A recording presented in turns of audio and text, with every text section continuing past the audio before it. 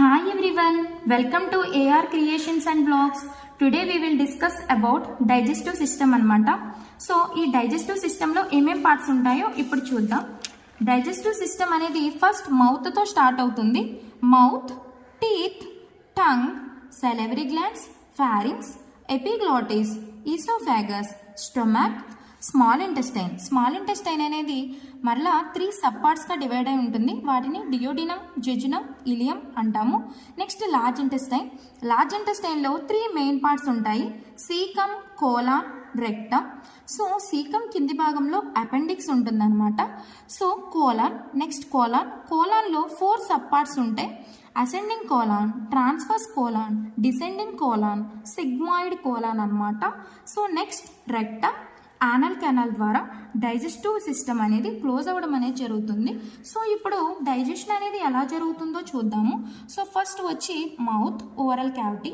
So ఈ oral cavity అనేది పైన చర్మంతోనూ కింద మ్యూకస్తోనూ తయారు చేయబడి ఉంటుంది. సో పై దవడ యందు అంగుటి ఉంటుంది, కింద దవడ యందు కింది భాగంలో నాలుక అనేది ఉంటుందన్నమాట. సో ఈ నాలుక అనేది టేస్టీ గ్లాండ్స్ని కలిగి ఉంటుంది. అందుకే మనం దీని ద్వారా రుచిని చూడడం అనేది తెలుసుకోవడం అనేది జరుగుతుంది. నెక్స్ట్ టంగ్ కింది భాగంలో సెలైవరీ గ్లాండ్స్ అనేవి ఉంటాయి. ఈ సెలైవరీ గ్లాండ్స్ ఏం చేస్తాయి అంటే కనుక సెలైవాని ప్రొడ్యూస్ చేస్తాయి. సో ఈ సెలైవాని ప్రొడ్యూస్ చేయడం వలన ఈ సెలైవాలో ఏమేమి ఉంటాయంటే కనుక మ్యూసిన్, టైలిన్ అనే ఎంజైమ్స్ ఉంటాయి. ఈ మ్యూసిన్, టైలిన్ అనే ఎంజైమ్స్ వలన మనం ఏదైనా ఫుడ్ గురించి తలంపు రాగానే లేదంటే ఏదైనా వాసన చూడగానే సెలైవా అనేది సెక్రీట్ అవ్వడం జరుగుతుంది. అది వేటి వలన అంటే కనుక ఈ మ్యూసిన్, టైలిన్ అనే ఎంజైమ్స్ వల్లనే. ఈ టైలిన్ అనే ఎంజైమ్ మనం తీసుకున్న ఫుడ్లోని కార్బోహైడ్రేట్స్ను గ్లూకోజ్ కింద మారుస్తాయి. అన్నమాట. సో మనం ఫస్ట్ ప్రాసెస్ అనేది ఎలా జరుగుతుందో చూద్దాము. సో మౌత్ ద్వారా మనం తీసుకున్న ఫుడ్ అనేది టీత్ అనేది ఏం చేస్తుంది అంటే కనుక పీసెస్ కింద కట్ చేస్తుంది అనమాట. అసలు ఈ టీత్ అనేది 2 years పిల్లల్లో 20 టీత్ అనేది రావడం అనేది జరుగుతుందన్నమాట. సో ఈ 20 పళ్ళు ఏంటి అంటే కనుక 6 సంవత్సరాలు వచ్చే నాటికి ఈ 20 పళ్ళు ఊడిపోతాం జరుగుతుందన్నమాట. ఊడిపోయిన తర్వాత శాశ్వత దంతాలు అనేవి వస్తాయి. శాశ్వత దంతాలు పై దవడ యందు 16, కింద దవడ యందు 16 ఉంటాయి. సో టోటల్ 32 దంతాలు అనేవి రావడం అనేది జరుగుతుంది. సో ఈ పళ్ళు అనేవి ఏం చేస్తాయి అంటే కనుక మనం తీసుకున్న ఫుడ్ని కట్ చేయడం అనేది జరుగుతుందన్నమాట. సో ఇలా కట్ చేసిన ఫుడ్ని టంగ్ అనేది ఏం చేస్తుంది అంటే కనుక ఉండ కింద ఫామ్ చేయడం అనేది జరుగుతుందన్నమాట. ఎలా ఫామ్ చేస్తుంది అంటే కనుక ఈ టంగ్ కింద ఉండే సెలైవరీ గ్లాండ్స్ అనేవి సెలైవాని ప్రొడ్యూస్ చేస్తే ఈ ప్రొడ్యూస్ చేసిన సెలైవా అనేది మనం తీసుకున్న ఫుడ్ని ఉండ కింద ఫామ్ చేయడానికి తోడ్పడుతుంది అనమాట. నాలుక సంకోచించి తీసుకున్న ఫుడ్ సెలైవాతో కలిసి ఉండ కింద ఫామ్ అవడం అనేది జరుగుతుంది. ఇలా ఉండ కింద ఫామ్ అయిన ఫుడ్ అనేది ఫారింక్స్ ద్వారా అంటే ఫారింక్స్లోకి వస్తుంది అనమాట. ఫారింక్స్లో 3 సబ్ పార్ట్స్ అనేవి ఉంటాయన్నమాట, సబ్ ఓపెనింగ్స్ అనమాట. సో ఫారింక్స్నే సప్తపద అని చెప్పేసి అంటాము. 7 రూట్స్ ఉంటాయి. కాకపోతే మెయిన్ 3 ఓపెనింగ్స్ ఏంటి అంటే కనుక నాసోఫారింక్స్, ఓరోఫారింక్స్, లారింజోఫారింక్స్ అనమాట.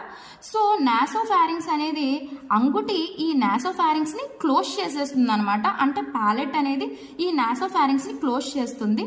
నెక్స్ట్ ఓరోఫారింక్స్ ద్వారా మనం తీసుకున్న ఫుడ్ అనేది ఓరోఫారింక్స్ ద్వారా ఈసోఫాగస్ లోకి రావడం జరుగుతుంది. ఈ లారింజోఫారింక్స్ ని ఎపిగ్లాటిస్ అనేది క్లోజ్ చేస్తుంది. లారింజోఫారింక్స్ అంటే కనుక శ్వాసనాళానికి పోయే మార్గం అనమాట. ఈ లారింజోఫారింక్స్ ని ఎపిగ్లాటిస్ క్లోజ్ చేస్తుంది. నాసోఫారింక్స్ ని అంగుటి క్లోజ్ చేస్తే లారింజోఫారింక్స్ ని ఎపిగ్లాటిస్ క్లోజ్ చేస్తుంది అనమాట. సో ఈ ఫారింక్స్ లోని ఓరోఫారింక్స్ ద్వారా డైరెక్ట్ గా ఈసోఫాగస్ లోనికి ఈ ఉండ అనేది రావడం జరుగుతుంది. ఈ ఈసోఫాగస్ అనేది పెరిస్టాలిక్ చలనం కలిగిన 25 సెంటీమీటర్ల గొట్టం ఆకారంలో ఉన్న నిర్మాణం అనమాట. ఇది స్టమక్లోనికి అంటే జీర్ణాశయంలోనికి తెరుచుకోవడం అనేది జరుగుతుంది. సో ఈ ఈసోఫాగస్ అనేది పెరిస్టాలిక్ చలనం ఉండడం వలన మనం తీసుకున్న ఫుడ్ అంటే ఆ ఉండలాంటి పదార్థం అనేది జారుకుంటూ స్టమక్లోకి అంటే జీర్ణాశయంలోకి రావడం అనేది జరుగుతుంది. ఈ స్టమక్లో 2 ఓపెనింగ్స్ అనేవి ఉంటాయి అన్నమాట. సో పైన ఉండే ఓకే, స్టమక్ అంటే జీర్ణాశయం కదా. సో ఈ జీర్ణాశయంలో 2 ఓపెనింగ్స్ ఉంటాయి అన్నమాట, cardiac opening and pyloric opening. So పైన ఉండే ఓపెనింగ్ని కార్డియాక్ ఓపెనింగ్ అని, కింద ఉండే ఓపెనింగ్ని పైలోరిక్ ఓపెనింగ్ అని చెప్పేసి అంటాము. అంటే ఈసోఫాగస్ నుంచి స్టొమాక్లోకి ఎంటర్ అయ్యే ఓపెనింగ్ ఏమంటామంటే కార్డియాక్ ఓపెనింగ్ అని. సో జీర్ణాశయం నుంచి డియోడినంలోనికి ఓపెన్ అయ్యే ఓపెనింగ్ ఏమంటామంటే పైలోరిక్ ఓపెనింగ్ అని చెప్పేసి అంటాము. సో ఈ జీర్ణాశయంలో చిన్న చిన్నగా గ్లాండ్స్ అనేవి ఉంటాయి అన్నమాట. ఈ జీర్ణాశయం యొక్క గోడలకి వాటిని ఏమంటామంటే గ్యాస్ట్రిక్ గ్లాండ్స్ లేదంటే జఠర రస గ్రంథులు అంటాము. ఈ జఠర రస గ్రంథులు అనేవి ఏం చేస్తాయంటే కనుక హైడ్రోక్లోరిక్ యాసిడ్ని రిలీజ్ చేస్తాయి అన్నమాట. సో ఈ హైడ్రోక్లోరిక్ యాసిడ్ యొక్క లెవెల్స్ పెరిగితే కనుక మనకి ఎసిడిటీ అనేది రావడం జరుగుతుంది. ఇంకా లెవెల్స్ పెరిగితే కనుక అల్సర్స్ రావడం, తర్వాత క్యాన్సర్లో పెట్టడం కూడా జరుగుతుంది అనమాట. సో మనం గ్యాస్ ఫామ్ అయింది అని చెప్పేసి అంటాం కదా. సో ఈ గ్యాస్ ఫామ్ అవడానికి మెయిన్ రీజన్ ఏంటి అంటే కనుక ఎసిడిటీ రావడానికి ఈ జఠర రస గ్రంథులు అంటే గ్యాస్ట్రిక్ గ్లాండ్స్ రిలీజ్ చేసే హైడ్రోక్లోరిక్ ఆమ్లం అనమాట. హైడ్రోక్లోరిక్ యాసిడ్ వలన లెవెల్స్ పెరగడం వలన మనకి ఎసిడిటీ రావడం అనేది జరుగుతుంది. అప్పుడు మనం యాంటీ గ్యాస్ట్రిక్ ఏజెంట్స్ని వేసుకోవడం అనేది జరుగుతుంది. సో అవేంటి అంటే కనుక రబిప్రజోల్, ఓమిప్రజోల్ ఇలాంటి మెడిసిన్స్ అనేవి మనం వాడతాము. సో ఈ జీర్ణాశయం అనేది ఈ గ్యాస్ట్రిక్ గ్లాండ్స్ ద్వారా గ్యాస్ట్రిక్ జ్యూసెస్ని రిలీజ్ చేస్తుంది అనమాట. Next liver. ఈ లివర్ అనేది మన బాడీలో గ్లాండ్స్ అన్నిటికంటే అత్యంత పెద్ద గ్లాండ్ ఏది అంటే కనుక అత్యంత పెద్ద గ్రంథి ఈ లివర్ అనమాట. ఈ లివర్ అనేది ఎర్రటి వర్ణం కలిగి ఉంటుంది, అంటే కలర్ రెడ్డిష్ కలర్లో ఉంటుంది అనమాట. సో దీని కింద గాల్ బ్లాడర్ అనేది ఉంటుంది. సో ఓకే, ఈ లివర్ అనేది ఏం చేస్తుంది అంటే కనుక బైల్ జ్యూసెస్ని రిలీజ్ చేస్తుంది. ఈ బైల్ జ్యూసెస్ అనేది గాల్ బ్లాడర్ ద్వారా జీర్ణాశయాన్ని చేరడం అనేది జరుగుతుంది.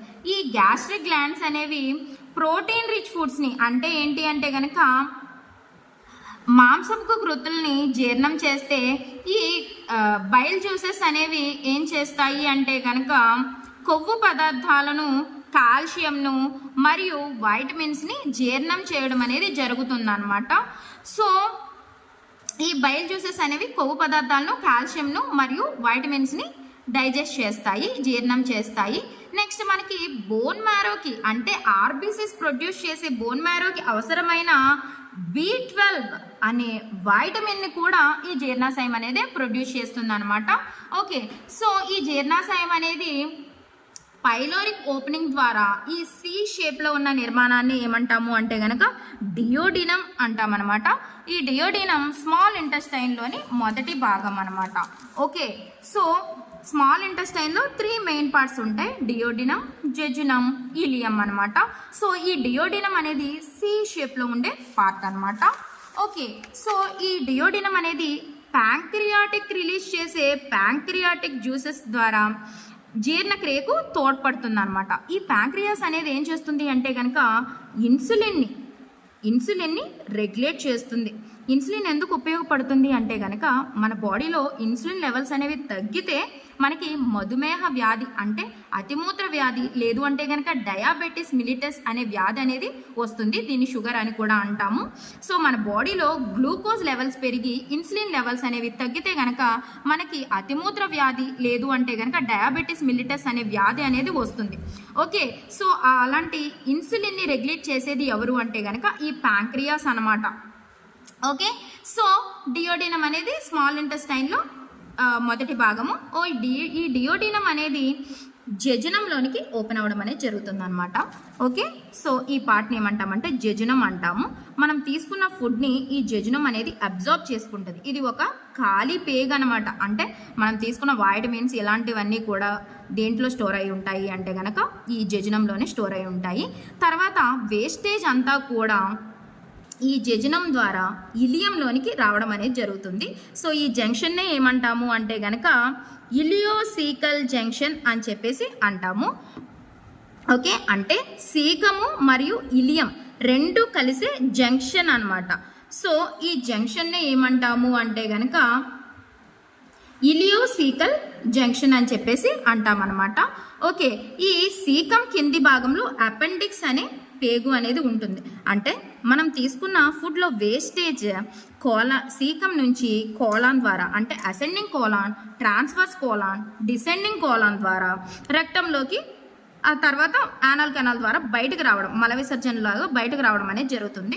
సో మోషన్ అనేది అలా వెళ్లకుండా బై మిస్టేక్ ఇలియోసీకం జంక్షన్ నుంచి అపెండిక్స్లోకి వస్తే కనుక ఈ అపెండిక్స్ అనేది వరవడం అనేది జరుగుతుంది. మనం 24 గంటల నొప్పు అని చెప్పేసి వింటూ ఉంటాము. ఆ 24 గంటల నొప్పు అంటే ఏంటి అంటే కనుక ఈ పేగు వరవడాన్ని, అంటే ఈ అపెండిక్స్ అనే పేగు వరవడాన్ని 24 గంటల నొప్పి అని చెప్పేసి అంటాము. అపెండిక్స్ అంటే inflammation of the appendix is called appendicitis అనమాట. సో ఆ 24 గంటలు నొప్పి వచ్చినప్పుడు రిమూవ్ చేసేదాన్ని ఏమంటాము అంటే కనుక అపెండెక్టమీ అంటాము. అంటే removal of the appendix is called appendectomy అనమాట. అంటే 24 hours పెయిన్ వచ్చే పేగు ఏది అంటే కనుక ఈ అపెండిక్స్ అనమాట. దీని యొక్క ఇన్ఫ్లమేషన్ని అపెండిసైటిస్ అని, దీన్ని రిమూవ్ చేయడానికి చేసే సర్జరీని అపెండెక్టమీ అని చెప్పేసి అంటాము. ఓకే, నెక్స్ట్ సీకం అనమాట. ఈ సీకం అనేది కోలాన్లోకి తెరుచుకోవడం అనేది జరుగుతుంది. ఈ కోలాన్ అనేది లివర్ వరకు, అంటే సీకం నుంచి లివర్ వరకు ఉండేదాన్ని అసెండింగ్ కోలాన్ అని. ఓకే, సో ఈ లివర్ నుంచి ప్యాంక్రియాస్ వరకు, అంటే ఇలా అడ్డంగా ఉండేదాన్ని ట్రాన్స్వర్స్ కోలాన్ అని. నెక్స్ట్ ఇలా కిందగా ఉండేదాన్ని డిసెండింగ్ కోలాన్ అని. డిసెండింగ్ కోలాన్ నుంచి రెక్టం వరకు ఉండేదాన్ని, ఈ ఎస్ షేప్ వంటి నిర్మాణాన్ని సిగ్మాయిడ్ కోలాన్ అని చెప్పేసి అంటాం. ఈ కోలాన్ అనేది ఏం చేస్తుంది అంటే కనుక మినరల్స్ని, ఉప్పుని, ఇలాంటి వాటిని అబ్జార్బ్ చేసుకుని మలాన్ని ప్రొడ్యూస్ చేస్తుంది అనమాట. సో ఇది పెరిస్టాలిక్ చలనం కలిగి ఉండడం వలన మోషన్ అనేది ఫ్రీగా బయటికి రావడం అనేది జరుగుతుంది. ఈ పెరిస్టాలిక్ చలనం కనుక మందగిస్తే కనుక అప్పుడు మలబద్ధకం, లేదు అంటే కనుక కాన్స్టిపేషన్ రావడం అనేది జరుగుతుంది అనమాట. మలబద్ధకం అని చెప్పేసి అంటాం కదా, సో దాన్ని కాన్స్టిపేట్ అంటాము. ఈ కాన్స్టిపేట్ ఎందుకు అవుతారు అంటే కనుక పెరిస్టాలిక్ చలనం అనేది మందగిస్తే కాన్స్టిపేషన్ అవడం అనేది జరుగుతుంది అనమాట. సో ఈ పెరిస్టాలిక్ చలనం వలన మోషన్ అనేది ఫ్రీగా బయటికి రావడం అనేది జరుగుతుంది అనమాట. ఈ విధంగా డైజెస్టివ్ సిస్టమ్ ప్రాసెస్ అనేది జరుగుతుంది. Okay, thank you everyone. మీకు ఈ వీడియో కనుక నచ్చితే please like, share and subscribe to my channel. Thank you.